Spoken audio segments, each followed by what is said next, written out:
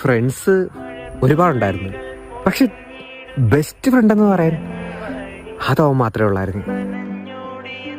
അവന് കടയിൽ പോവാനും ട്യൂഷന് പോവാനും സ്കൂളിൽ പോവാനും അവൻ്റെ കൊച്ചിനെ വരെ കാണാൻ പോവാൻ ഞാൻ വേണമായിരുന്നു.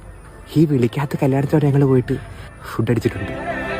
അവൻ എൻ്റെ ഏറ്റവും ബെസ്റ്റ് ഫ്രണ്ടായിരുന്നെങ്കിലും പിന്നീട് എനിക്ക് മനസ്സിലായത് അവന് ഞാൻ അവൻ്റെ ഒരുപാട് ബെസ്റ്റ് ഫ്രണ്ട്സിൽ ജസ്റ്റ് ഒരു ഫ്രണ്ട് മാത്രമായിരുന്നു.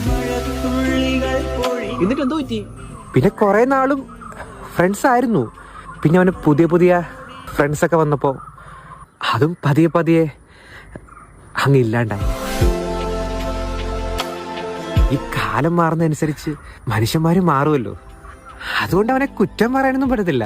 പക്ഷെ എന്തൊക്കെ പറഞ്ഞാലും അവനാണ് എൻ്റെ ബെസ്റ്റ് ഫ്രണ്ട് ഫോർ എവർ.